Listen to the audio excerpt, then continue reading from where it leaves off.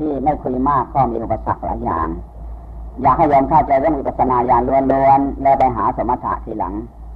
ถ้าไปสมถะก่อนแล้วไปยุ่งกับครอบครัวเมื่อได้ฟังธรรมะอาจารย์บรรยายแต่ละองค์แล้วอยากไปนั่งสมาธิจึงไปขัดกับพ่อบ้านหรือไปศรัทธาฟังต่อวัดอื่นหลายครั้งพ่อบ้านหาว่าทิ้งบ้านแล้วก็หาว่าไปหลงพระเสียท้ายที่สุดต้องขัดกันอย่างเรื่องยิ่งใหญ่ทีเดียวอาตมาก็ต้องลดความศรัทธาลงเรื่อยๆไม่ให้มากเกินไปการลดศรัทธามันก็เสียธรรมะแต่ถ้าไม่ลดถ้าก็ศรัทธามากเราก็เสียรูปของผู้เผยแพร่คือมีศัตรูทั่วประเทศเราไม่มีที่อยู่ก็ต้องหลบหลีกสู้ถอย อยู่ตลอดในวันนี้ก็อีกสักครั้งหนึ่งนานๆสักทีหนึ่งกับพูดตรงๆแล้วแรงศรัทธาเกิดขึ้นแล้วจะยุ่งยากกับพ่อบ้านไปอยู่เบื้องหลังของผู้ทำลายและสู้ไม่ไหวเหมือนกันเราพวกน้อยก็พวกมากกว่า โยไม่รู้ว่าทำไมเป็นอย่างนี้พระดังๆที่โดนมาทั้งหมดนั้นเนื่องจากแม่บ้านกับพ่อบ้านเท่านั้นเองอาตมาอยู่ข้างหลังรู้เรื่องดีเวลาเขาคุยเราได้ยินได้ฟังเขาเรื่อยๆเขาไม่พูดเองทำเองใช้คนอื่นเบื้องหลังทำและผู้ใหญ่ทั้งนั้นไม่ใช่ผู้น้อยและผู้รู้ทั้งนั้นไม่ใช่คนโง่คนนักศึกษาดีๆพวกที่เรียนจบกฎหมายทั้งนั้นแหละฉันก็โดนมาอย่างนั้นเหมือนกันแต่ก็หลบหลีกมาอะไรโยมวันนี้พูดเรื่องเป็นเรื่องอะไรทีนี้นะนานๆตั้งหัวข้อเรื่องไม่ค่อยตั้งจนจะพูดไปเรื่อยๆดูเหตุการณ์หลบหลีกเหตุการณ์อยู่วันนี้เกี่ยวด้วยเปิดมนุษย์ไปสู่อริยะเปิดโลกมนุษย์ไปสู่โลกอริยะในโลกอริยะนั้นขั้นที่3ก็คือนิพพานไม่มีโลกไม่มีมนุษย์ไม่มีอะไรมีแต่ความว่างความใสบริสุทธิ์แต่โลกมนุษย์ก่อนให้โยมเข้าใจเรื่องโลกมนุษย์ถ้าจะบรรยายให้จบ50 ปีก็ไม่จบโลกมนุษย์มันมากแต่โลกอริยะไม่มากโยมโลกของพระอริยะในกิเลส16ตัวเท่านั้นแหละไม่มีอะไรยังเหลือ16ตัวละให้หมดเท่านั้นแต่โลกมนุษย์มากจริงๆบัณฑิตรวมไว้ว่ากิเลสมี 1,500 ตัวตัณหา108ตัวที่รวมแต่มากกว่า 1,500 ไม่รู้เท่าไหร่มากกว่า108ก็ไม่รู้เท่าไหร่นั่นเพียงหัวข้อยังไม่แยกถ้าจะแยกแล้วฉันคิดว่าหลายล้านตัวที่มันยุ่งอยู่ในโลกนี้หลายล้านตัวระดับประเทศที่วุ่นวายตอนนั้นเนื่องจากความโลภใหญ่มากตอนโลภใหญ่ก็โกรธกันมากและก็หลงกันมากแค่นั้นไม่มีอะไร3วัฏฏะนี่ที่ทำให้มนุษย์เรายุ่งยากอยู่ไม่มีอะไรถ้าไปแก้ที่เหตุแล้วมันระงับไปเองไม่มีอะไรสมัยพระพุทธองค์ตรัสรู้ใหม่ๆโลกจะเดินขึ้นช่วงหนึ่งของธรรมะมีพระเจ้าพิมพิสารเป็นผู้อุปถัมภ์ค้ำจุนดูแลเมื่อค้ำจุนดูแลนี่ทำให้คนได้เข้าใจธรรมะกว้างขวางขึ้น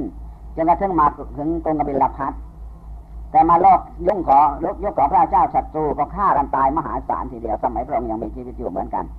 ก็ฆ่ากันตายมากก็เนื่องจากโลภมากโกรธมากหลงมากและใครแก้กันไม่ได้เอาวันนี้เราเปิดโลกมนุษย์ก่อน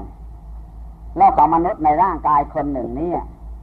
ถ้าละศีลาร่างกายกับแพทย์เรียนกันไม่จบคนเดียวเรียนให้จบทุกอย่างไม่ได้ไม่เชี่ยวชาญเรื่องผ่าตัดหัวใจเรื่องตาเรื่องหูเรื่องจมูกเรื่องอวัยวะส่วนใหญ่ส่วนน้อยเนี่ยไม่มีแพทย์คนไหนคนเดียวเรียนจบและชำนาญคนเดียวยังไม่มีสมัยฉันถูกไม้ทิ่มลงในตากลางคืนจะเดินลืมตาไม่ตามไฟถึงไม้ยางมันหักโค่นลงมาฉันไม่รู้เพราะลมมันพัดแรงแล้วเดินลืมตาถ้าตามเพราะเราเปิดไฟเราโดนยิงทันทีเพราะคอมมิวนิสต์เขาไปซุ่มยิงเราอยู่ทุกมุมวัดน่ะที่เราก็โดนเสี่ยงอันตรายตลอดเวลานี่ก็เลยเดินมืดเราเห็นเขาไม่เห็นเราเพื่อจัดการให้เขาออกไปบ้างเพื่อให้เขาสลายบ้างเนี่ยถึงไปชนมาต้นยางไปถึงอำเภอเมืองกระบี่ที่โรงพยาบาลก็บอกว่าโรคหมอตาไม่มีอาจารย์เข้ากรุงเทพก็หมอตาไม่มีเรียนจบแพทย์แต่ว่ารักษาไม่ได้เครื่องมือผ่าตัดตาไม่มีอะไรไม่มีสักอย่างเลยเขาบอกว่าให้อาจารย์เข้ากรุงเทพฉันต้องรอเจ็บอยู่2 วันกว่าจะข้ามมากรุงเทพได้ในร่างกายของเราไม่มากไม่ใหญ่แต่เรียนกว่าจะจบมันยากเหลือเกินที่ในพุทธศาสนาของเราพระองค์เรียนเรื่องจิต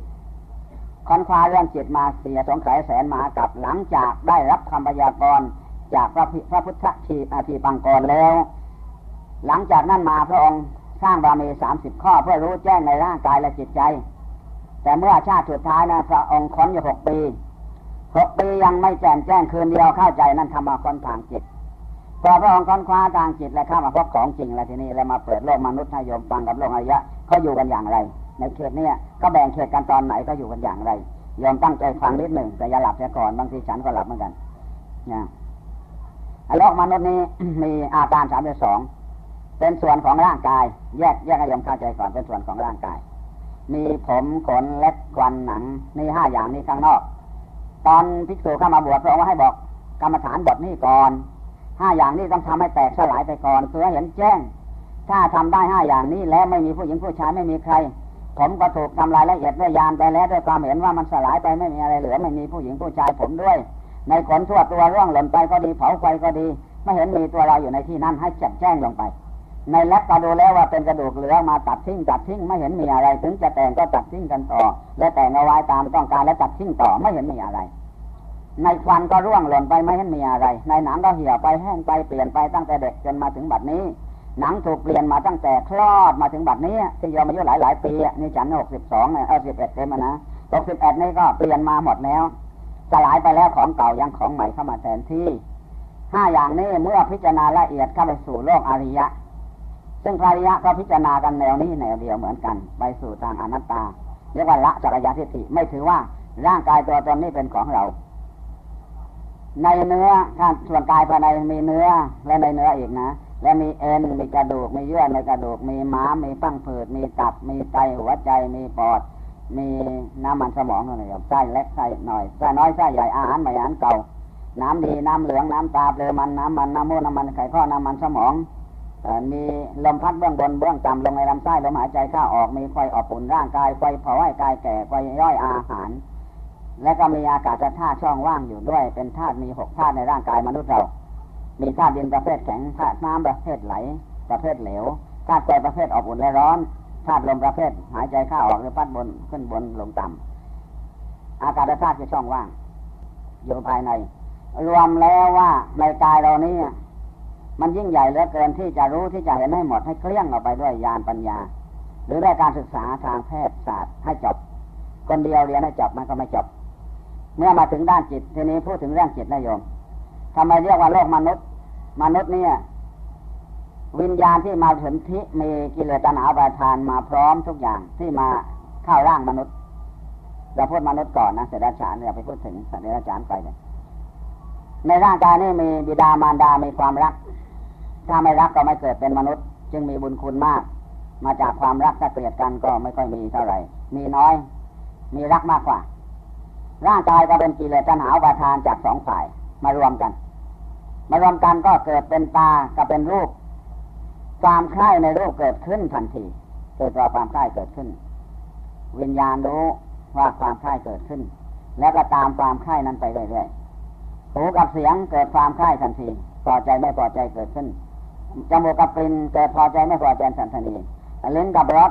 พอใจไม่พอใจเกิดขึ้นทันทีการสัมผัสกับกายอารมณ์กับจิตเกิดขึ้นและมีพลังให้ปฏิกิริยาเกิดขึ้นเป็นมนุษย์โลกเรียกว่าโลกมนุษย์มีโลกเกิดหลงเป็นพื้นและมีมาร5มีขันธมารขันร่างกายเรานี่เป็นมารทำให้เราวุ่นวายเป็นทุกข์หาที่สิ้นสุดไม่ได้รูปร่างกายนี่เป็นมารและก็เวทนามีป่วยปวดไข้เปื่อยปวดเมื่อยร้อนเย็นหนาวอบอุ่นพวกนี้ก็เป็นมารทั้งหมดเรียกขันธมารความสุขความทุกข์ดีใจเสียใจก็เป็นมารถูกเปลี่ยนแปลงไปตามอารมณ์ส่วนเวทนาก็เป็นมารทั้งหมดทั้งภายในทั้งภายนอกทั้งที่มาทับร่างกายสัญญาก็เป็นมารจำเรื่องไม่ดีมานึกมาคิดวุ่นวายนอนไม่หลับปวดหัวเดี๋ยวดอกเบี้ยเดี๋ยวเป็นหนี้โน่นเป็นหนี้นี่เขาเป็นหนี้เรายังไม่ได้จ่ายก็เป็นแต่เรื่องสัญญาเป็นมารทำให้จิตใจสงบไม่ได้ส่วนสังขารที่เป็นมารนั้นปรุงแต่งเป็นบุญเป็นบาปเป็นอเนชชาเป็นได้ทั้งฌานทั้งญาณเป็นได้ทั้งอิทธิเป็นได้ทั้งกิเลสตัณหาอุปาทานเป็นหมดทุกอย่างส่วนในสังขารนั้นปรุงเป็นบุญเป็นบาปสัญญาผู้จำในสังขารผู้ปรุงเป็นบุญปรุงเป็นบาปปรุงได้ทั้งวันทั้งคืนคิดสร้างอะไรก็ได้คิดทำลายอะไรก็ได้คิดได้หมดตัวที่ปรุงมากคิดมากเรียกว่าสังขารถ้าคิดสร้างสรรค์ให้เจริญเรียกว่าบุญญาภิสังขารถ้าคิดทำลายให้แตกดับสลายเรียกว่าบุญญาภิสังขารส่วนญาณฌานต่างๆนั้นเป็นอเนชชาภิสังขารแยกเป็น3สังขารส่วนวิญญาณนั้นวิญญาณเดียวแต่ไปรู้ทางตาเป็นจักขุวิญญาณไปพอรู้ทางหูเรียกโสตวิญญาณไปเรียกพวกผู้วายตนะพอรู้ทางจมูกเรียกฆานวิญญาณพอรู้ทางลิ้นเรียกชิวหาวิญญาณพอรู้ทางกายเรียกกายวิญญาณพอรู้ทางใจเรียกมโนวิญญาณทั้ง5อย่างนี้เรียกว่าขันธมารที่เรียกขันธมารเพราะมันวุ่นวายเดือดร้อนนี่มันผจญไม่เลิกเลยไม่ให้สงบได้ไม่อย่างใดก็อย่างหนึ่งนั่งมากก็ปวดถ้าไปทำมารก็เพลินดีไม่ปวดยอมนั่งสมาธิฟังตอนนี้ฉันเป็นห่วงกับเรื่องมันปวดเมื่อยง่วงนอนเพลียอะไรก็มันคันตรงโน้นคันตรงนี้ปวดขาปวดแข้งมันทนยากนะโยมนะไม่ใช่ธรรมดานะถ้าเราอยู่กับพระที่เราจะเห็นแต่ถ้าไปประมาณไม่มีปัญหานะ เราลองเล่นไพ่3 วัน 3 คืนที่ไม่มีปวดไม่มีคันไม่มีเมื่อยเต้นด้วยชักโก้คืนรุ่งสั่งแล้วไม่เหนื่อยไม่ปวดตรงไหนเลยเสียดายมันรุ่งเสียก่อนกำลังมันดีนะถ้าไปดูคอนเสิร์ตแล้วอยู่ได้แล้ววัยรุ่นนี้ไม่กลัวไม่ตายอะไรโยมแต่ถ้าชักให้ยาวในขณะที่เต้นอยู่นั้น50 กว่ากิโลถ้าชวนกันเดิน50 กิโลฉันว่าตกเป็นแถวเลยไม่ถึงจุดหมายปลายทางหรอกแต่ถ้าอยู่กับมันสนุกดีไม่มีอะไรฉันไม่เคยพบว่าคนเล่นไพ่สับประงกฉันไม่เคยเห็นฉันอยู่บ้านฉันปากนครเล่นไพ่ทุกงานเลยถ้างานสอบเลยไพ่ทั้งนั้นเลยโยมเป็นนิดกันทีเดียวแหละแต่เราเห็นใครมาสับประงกไม่มี3 วัน 3 คืนเลยยังไม่ว่างเลยแต่ถ้านั่งสมาธิชั่วโมงเดียวจะตายนะโยมไม่ใช่ฝั่งนั้นมาเราไม่ได้ตายแน่แต่เล่นไพ่ไม่ตายเล่นไปเลยขี้เยี่ยอย่าลุกขึ้นก่อนอีกด้านก่อนลุกขึ้นไม่ได้อีกด้านต่อกันไปเลยรุ่งสว่างเลยไม่มีขี้เยี่ยวหายเครื่องข้าวก็ไม่กินก็ไม่หิวด้วยแต่พวกมันรับรองว่าไม่ตายแต่ถ้าทำกรรมดีมันว่าตายนะอย่าทำนะนั่งหลับตาไปเลยเห็นผีบ้าตายแน่แต่ว่าหลับตาคิดว่าผมไปเที่ยวสนุกตรงไหนสนุกกันหลับตาไปเลยไม่เห็นอะไรไม่กลัวตายไม่กลัวบ้าแต่นั่งกรรมฐานจะกลัวบ้าทันทีมันบอกอย่านั่งนะบ้าแน่นะตายนะเห็นผีแล้ววิ่งไม่ทันนะตายนรกเป็นสวรรค์ทำไงใครจะช่วยเลยจะตายเลยนะนั่งตายไม่มีในโลกหรอกแต่มันหลอกก่อนหลอกให้ตัวตายก่อนแต่ถ้านั่งเล่นกิเลสตัณหาอุปาทานที่มันชอบไม่ตายมันไม่ว่าตายหรอกมันว่าสู้แล้วที่นี้5 อย่างนี้เป็นมาแล้วมีกิเลสมารทำให้เราคิดแต่เรื่องวุ่นวายอภิสังขารมารปรุงให้เรากลัวกองผลทำความดีกลัวกองผลนั่งก็กลัวแล้วก็กลัวไปเสียหมดทุกอย่างเทวตามารยังมาหลอกที่หัวได้ยินอีกยังมีมัจจุมารที่มาใช้ฆ่าตัวตายว่าอย่าอยู่และฆ่าตัวตายดีกว่าพี่น้องพวกพวกก็ไม่เห็นใจลูกหลานก็ไม่เชื่อฟังเดี๋ยวนี้เขาก็มากเยอะตายดีกว่าอยู่ทำไมพวกคอตายจะฆ่าตัวตายใช่นั้นพวกมัจจุมารทั้ง5 อย่างนี้เป็นโลกของมนุษย์มาตลอดพอเกิดมาถึงเนี่ยมันมีแล้วพร้อมแล้วด้วยขันธมารกิเลสมารที่สังขารมารเทวมารมัจจุมารและยังมีนิวรณ์5 อย่างมีกามฉันท์ความพอใจวัตถุกรรมกิเลสกรรมมีพยาบาทปองร้ายที่เราไม่ชอบใจใครขึ้นมาอยากให้มันตายไปเสียหรือไม่ชอบและอยากทำลายนะยังมีทีน้ำมีท้าง่วงนอนถ้าความทำความดีมันง่วงทำความชั่วไม่ง่วงยังมีสัจจะภุปจักปุงซ่านรำคาญอีกยังมีวิจิตฉาลังเลอีกโลกมนุษย์มันเต็มไปด้วยมาร5นิวรณ์5อุปาทานขันธ์5ที่ยึดมั่นถือมั่นว่าตัวเราของเรานี่โลกของมนุษย์นะทีนี้ต่อไปให้ดูเรื่องจิตระหว่างโลกมนุษย์กับโลกอริยะเราที่นี่เปิดได้ยอมเปิดโลกมนุษย์กับโลกอริยะแล้วแต่ยอมตั้งใจฟังฉันตั้งใจพูดแต่ต้องฉันน้ำก่อนนะแต่ต้องตั้งใจกันแล้วนะฉันเปิดโลกอริยะทางจิตแล้วดูจิตที่เปลี่ยนแปลงได้อย่างไร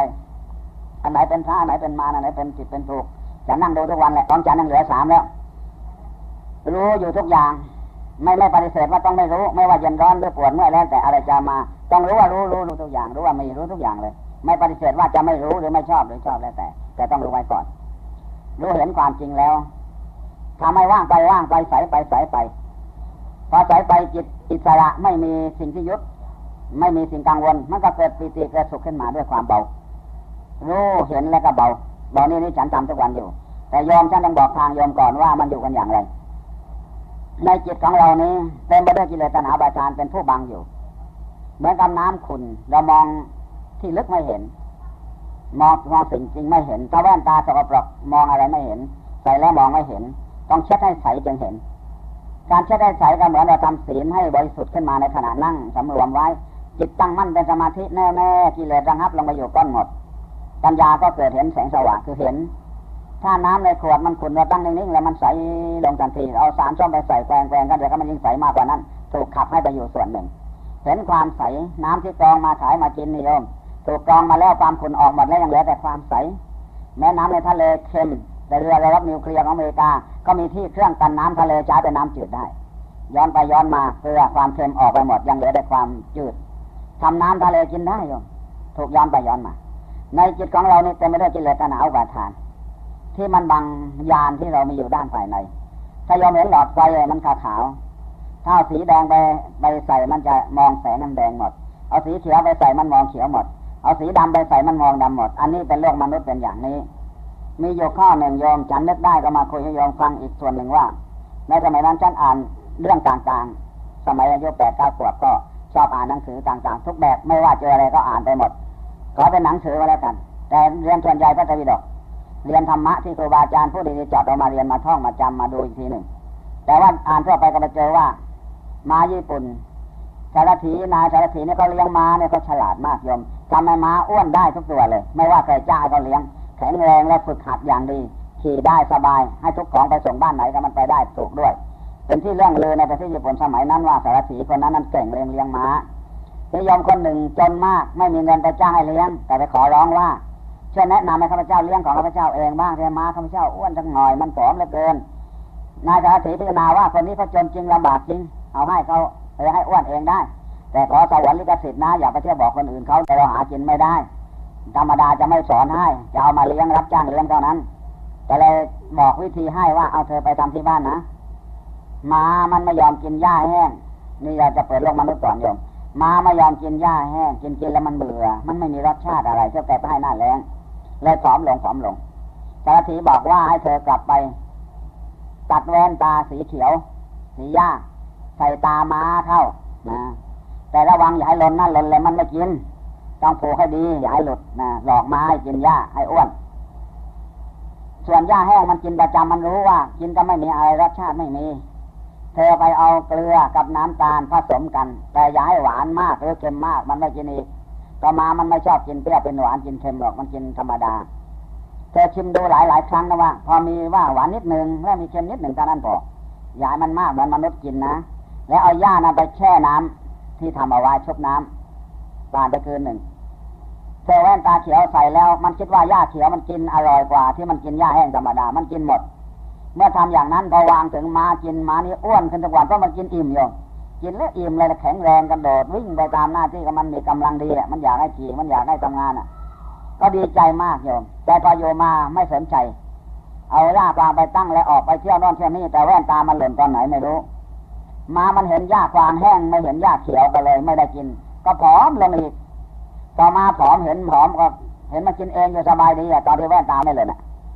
ไปบอกนายสารถีว่าม้าข้าพเจ้าอ้วนอยู่หลายเดือนเป็นปีอ้วนมากแต่ตอนนี้ผอมลงแล้วสารถีถามว่าเธอดูแว่นตาไหมว่ายังอยู่ไหมแล้วหญ้านั้นหญ้าแห้งชุบน้ำตาลกับเกลือไหมบอกว่าชุบเหมือนเดิมแต่ไม่ได้ดูที่ตาสิพอกลับไปถึงบ้านแว่นตาหายไปไหนไม่รู้ไม่มีแว่นตาเลยหลอกม้าไม่ได้นายสารถีมาบอกว่าถ้าเธอจะให้กินอีกเธอหลอกอีกแบบหนึ่งนะมันรู้เรื่องแล้วว่าหญ้านี่กินกันอย่างนี้แหละเธอเอาชุบน้ำเกลือเหมือนเดิมแล้วหญ้าไปปักที่โคลนตมทำเป็นโคลนตมขึ้นมาหญ้าไปปักอย่าให้ไปตั้งไว้เหมือนเดิมแล้วเธอใส่แว่นตาเขียวจูงไปให้มันเห็นที่ใหม่ด้วยอย่าให้ที่เก่าเคยให้อย่าอยู่ตรงนั้นมันเห็นที่แปลกมันเรียกว่าหญ้างอกมันกินหมดอีกอ้วนทีนี้อ้วนสบายเลยนายสารถีก็ระวังไม่แว่นตาหล่นแล้วก็ปักทุกวันมันก็กินหมดทุกวันปักทุกวันกินอ้วนสมบูรณ์เลยทีนี้ไม่เผลอแล้วอันนี้ยอมในจิตของเรานี้กิเลสตัณหาประทานอยู่เหมือนกับแว่นตา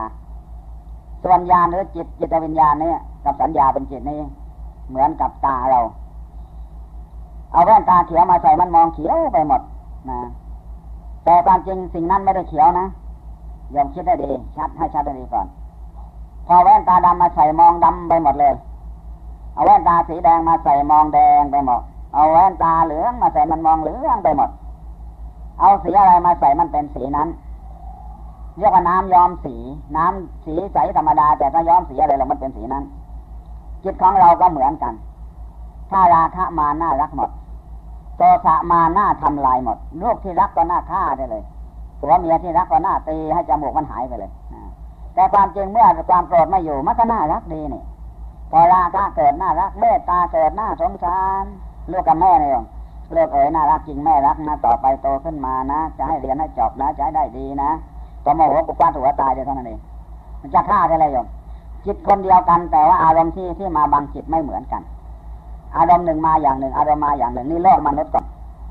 โลกอริยะพอเราสำรวมไม่เป็นศีลสงบตัวที่มาบังมันนิ่งลงไปอยู่ในก้อนอารมณ์เขาเรียกว่าอยู่ในใต้ภวังค์หรืออยู่ใต้จิตสำนึกที่ชาวโลกเรียกว่าจิตใต้จิตสำนึกพอจิตเป็นสมาธิแน่วแน่ลงไปมันก็ใสกว่าเดิมอีกทีนี้เราจะเห็นขาวเป็นขาวเห็นเขียวเป็นเขียวเห็นดำเป็นดำเห็นแดงเป็นแดงเห็นตามสภาวะที่แท้จริงถ้าจะเห็นมนุษย์ถ้าเราเห็นวิญญาณที่ใสก็เห็นร่างมนุษย์ไม่มีอะไรถ้าราคาเกิดหมูแมวหมูไก่งัวควายก็น่ารักทุกตัวน่ามาอุ้มมาเลี้ยงลูกหมาน่าอุ้มนอนในที่นอนเราทุกคืนเลยนะถ้ามันเกิดราคะในลูกหมาขึ้นมามันน่ารักลูกแมวก็น่ารักลูกหมูก็น่ารักลูกหมีก็น่ารักแต่ถ้าราคะไม่มีโทสะเข้าไปอยู่มันจะฆ่าให้เกลี้ยงไปเลยไม่ให้เหลือถ้าโทสะมาบัง วิปัสสนากรรมฐานเนี่ยเดินไปแนวศีลสมาธิปัญญาทุกเมื่อเวลาไหนก็ได้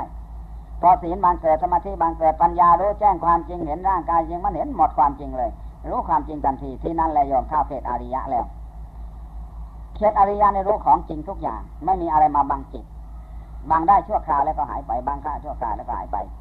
ตัวบังไม่มีเปิดโลกอริยะเลยทีนี้เห็นความจริงแล้วไปดูผมของคนก็เป็นผมไม่มีอะไรในผมไม่มีผู้หญิงผู้ชายในผมไม่น่ารักน่าใกล้น่าโกรธน่าเกลียดน่าชังสิ่งเหล่านี้เกิดมาก็ดับเป็นธรรมดาไม่มีอะไรมีอาการ3สัจธรรม3อยู่ในที่นั้นอาการ3เกิดเบื้องต้นแปรท่ามกลางดับที่สุดนี่อาการ3นะสัจธรรม3ในที่เราเห็นทุกอย่างในโลกของขนและปัญหนังก็ดีภายในร่างกายก็ดีนอกร่างกายก็ดีไม่เที่ยงเปลี่ยนอยู่ตลอดเวลาเป็นทุกข์ทนไม่ได้ต้องเปลี่ยนแปลงและเป็นอนัตตาไม่มีตัวตนอาการ3เกิดขึ้นมาตั้งอยู่ดับไปทั้ง3อย่างนี้เป็นนิจสัจธรรม3มีอนิจจังทุกขังอนัตตาอยู่เป็นนิจเห็นได้หมดแจ้งรู้แจ้งทะลุปลุกโปร่งไปเลยนี่เขตอริยะแล้วนี่เขตเข้าไปหาเขตอริยะเลยนะถ้าเรามองด้วยจิตใสอะไรก็เป็นจริงของความจริงถ้ามองด้วยความโกรธมาบังอยู่มันน่าทำลายไม่เหลือแม้แต่น้อยบ้านเรือนก็เผาทิ้งเสียของใช้ปัดทิ้งเสียถ้าความโลภอยากได้มันอยากเอาเสียทั้งประเทศทั้งโลกมาเป็นของเราให้หมดเลยถ้าความหลงมาบังอยู่เกิดมาเกิดอยู่ในจิตทุกอย่างมันนิดเดียวก็มีประโยชน์ของมันเก็บไม่เหลือมันขี้เหนียวที่สุดแล้วมันอยากได้ที่สุดมันเก็บก็มันที่สุดของมันทั้งโลกเลยโลกของทั้งโลกมันของมันคนเดียวเนี่ยมันจะเอาให้หมดเลยนี่ความหลงที่ยังไม่รู้แจ้งความจริงญาณปัญญาเจริญสติมหาสติให้เกิดศีลสมาธิปัญญาพอเกิดปัญญามันเห็นของจริงนะพอเห็นของจริงจิตมันเฉยแล้วมันไม่เอามันไม่หลงนี่เมื่อไม่หลงไม่โกรธไม่โลภมันก็ไม่รู้เอามาทำอะไรไว้มันเฉยๆจะดีกว่าไม่มีอะไรโลกอริยะเห็นของจริงกิเลสโผล่ไม่ได้เลยโผล่ขึ้นมาต้องดับโผล่มาก็ต้องดับไม่ทำตามด้วยไม่เห็นว่ามีอะไรถูกหลอกมาตลอดถูกหลอกให้หลงรักของใหม่มันกลับเป็นเก่าถูกหลอกให้รักของดีมันกลับเป็นไม่ดีขึ้นมาภายหลังเพราะมันมีทุกอย่างในคนหนึ่งถ้าไม่ฝึกจิตศีลสมาธิปัญญาแล้วชั่วได้ทุกคนโหดได้ทุกคนบ้าบินได้ทุกคนเป็นได้ทุกคนไม่ว่าระดับปริญญามันก็มีเหมือนกันหมดถ้าพวกนี้เกิดขึ้นมาวิปัสสนาญาณเราเข้าไปรู้ความจริงด้วยศีลสมาธิปัญญาในถูกสำรวมนี้แหละสงบลงไปแล้วของจริงเกิดขึ้นจิตที่เป็นกลางไม่มีโลภะมาบังไม่มีความโลภก็มันเฉยไปมันรู้ความจริงจิตไม่มีความโกรธมันไม่ทำลายอะไรเลยจิตไม่มีความหลงก็ไม่ยึดเอาอะไรทั้งสิ้นพอยึดกรรมมันอยู่ไม่ได้มันต้องสลายแต่เราเลิกทางจิตไม่เลิกทางกายนะแต่ทางกายฉันยังพกประรุงพลังอยู่นี่แต่ใจฉันไม่ยึดแต่ต้องเที่ยวพาอยู่นี่กายกับใจแยกกันคนละส่วนกันเลยนะโลกอริยะทำด้วยใจโลกมนุษย์ทำด้วยอายตนะกามคุณ5ทำด้วยตาหูจมูกลิ้นกายใจทำด้วยรูปเสียงกลิ่นรสการสัมผัสโลกมนุษย์ทำด้วยอันนี้ทั้งหมดแต่โลกของอริยะทำด้วยญาณปัญญาเรียกว่าจักขุกรณีตาญาณเข้าไปรู้เข้าไปเห็นด้วยตาญาณญาณกรณีคือญาณจักขุคือญาณที่ก็คือตาก่อนแล้วก็ญาณคือญาณจักขุกรณีญาณกรณีอุปสมายะเห็นเกิดเห็นตั้งอยู่สัมโพธายะรู้ว่ามันดับไม่เหลือนิพพานายะมันว่างจากความทุกข์และความเดือดร้อนทุกชนิดในอารมณ์เมื่อถึงในเขตนี้เขตอริยะนี้ของจริงปรากฏขึ้นในจิตเรียกว่าปรมัตถธรรมมโนธรรมที่เต็มไปด้วยสัจธรรมเต็มไปด้วยความรู้ความเห็นที่แจ่มแจ้งแทงทะลุปลุกโปร่งเห็นหมดแล้วอันนี้ทำให้จิตเป็นอิสระขึ้นมาเป็นอริยะจิตเป็นอริยะแปลว่าสูงหรือมากใสบริสุทธิ์ขึ้นตามลำดับเขตของอริยะในเขตใสเขตบริสุทธิ์ที่เราทำศีลสมาธิปัญญาให้บริสุทธิ์ยืนเดินนั่งนอนเห็นหมดให้บริสุทธิ์ยิ่งบริสุทธิ์เท่าไหร่นั่นเนี่ยเขตของอริยะทั้งหมดเขตโลกิยะคือกามคุณ5ที่หลงไหลและความร้อนไฟ3กองตามเผาอยู่ตลอดเวลาเดี๋ยวไฟราคะมาเผาเสียพักหนึ่งเดี๋ยวโทสะมาเผาจนทนไม่ไหวเดี๋ยวโมหะมาเผาอีกทีหนึ่งส่วนกันเผาเราพิจารณาด้วยญาณปัญญาให้เห็นความจริงรู้แจ้งความจริงและไม่ต้องโดนถูกเผาแล้วทีนี้จิตมันจะเย็นอยู่ตลอดสงบอยู่ตลอดก็ไฟมาระดับไฟราคะมาดับให้เร็วไฟโทสะมาดับให้เร็วเป็นทุกข์เป็นไฟเป็นโทษโมหะความหลงก็ดับจากความหลงให้รู้ความจริงรู้ความจริงเห็นความจริงปฏิบัติเอาความจริงรู้ความจริงถึงที่สุดแห่งความจริงก็คือนิพพานชั้นสูงแล้วนะคือนิพพานแต่ต้องผ่านผู้ทุชนไปก่อนจึงเข้าเขตอริยะได้โยมต้องสร้างบารมีช่วยนะการทำให้บรรลุผลนะถ้าเขาเกลียดเราเนี่ยมันเป็นมารผจญความสงบเราถ้ามาจากภายนอกเราถือว่าเกลียดเป็นธรรมดาไม่มีอะไรหรอกก็แค่นั้นเองไม่มีทำให้เราผ่านแล้วมารเราชนะมารแล้วมารทำอะไรเราไม่ได้ค คนชั่วเราไม่วุ่นเราไม่ชั่วเขาด้วยก็ชั่วไปเลยแต่เราไม่ไปชั่วกันด้วยถ้าเราไปเกลียดคนชั่วไปด่าคนชั่วไปตาล้อกับคนชั่วไปรับคนชั่วไปเป็นมิตรคนชั่วหรือเป็นศัตรูคนชั่วเราก็ไม่ได้อะไรเลยในโลกนี้ต้องตัดสิ่งไม่ดีออกไปตัดออกไปพอต่อไปจิตจะว่างจะใสจะบริสุทธิ์คิดถูกทำถูกอะไรถูกทุกอย่างความร้อนความวุ่นวายก็หายไปก็จิตใสเกิดขึ้นจิตร้อนก็ต้องหายไปถ้าเกิดขึ้นด้วยสติปัญญามหาศาลในโลกนี้เกิดด้วยสติปัญญานั้นคือมหาศาลทำจิตให้ใสให้มากให้ว่างให้มากให้สงบให้มากให้นิ่งให้มากเดี๋ยวพบของจริงเองเดี๋ยวปัญญาก็เกิดมาในสมาธิที่บริสุทธิ์ศีลหนูให้เกิดสมาธิความตั้งมั่นโดยการสำรวมไว้มากสมาธิหนูให้เกิดปัญญาให้รู้เห็นตามความเป็นจริงว่าจะเป็นอย่างนั้นจะเป็นอย่างนี้นะความโลภของมนุษย์เราเป็นอย่างนี้ต้องแย่งกันไม่สิ้นสุดสถานที่แห่งเดียวกันแย่งฆ่ากันตายจำนวนมากก็มีโดยสถานที่ไม่รู้เรื่องว่าเขาทำอะไรกันตัวโลภตัวหลงไปบังในจิตของเราทีหนึ่งเรียกว่าฐานจิตประกอบด้วยความกำหนัดก็รู้อยู่ว่ากำหนัดหายไปก็ว่างไปจิตประกอบด้วยความโลภรู้ว่าโลภอยากได้ทั้งหมดก็หายไปอีกพอปลงปล่องก็หายไปจิตประกอบด้วยความหลงในวัตถุในคนในสัตว์ญาณปัญญารู้แจ้งรู้แล้วไม่มีตัวตนไม่มีบุคคลไม่มีอะไรจิตก็เข้าสู่อริยะคืออิสระเพราะตัวโลภหลงได้ถูกทำลายออกไป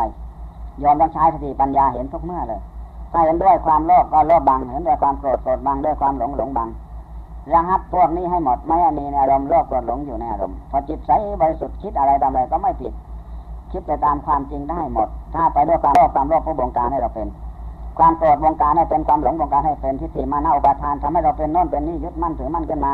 ความจริงคือธรรมดาธรรมชาตินี่เองแต่จิตของเราไปติดของเขาไปเป็นกับเขาต่อไปยอมเปิดโลกอริยะอย่าไปติดอารมณ์ภายในภายนอกให้ตามรู้อยู่อันนี้เป็นอันนี้แล้วอันนี้ลูกนี่หลานนี่พวกผัวเมียพี่น้องให้รู้สมมุติบัญญัตินี้แต่ไม่ไปยึดไม่ไปแบกภาระทางใจขึ้นมาให้มันเสียอารมณ์ที่เราให้เข้าใจนะว่าถ้าราคะเกิดน่ารักหมดน้ำปลาหอมเหม็นก็ว่าหอมน้ำปลาว่าหอมได้กะปิหอมได้ปลาร้าหอมได้ถ้าราคะ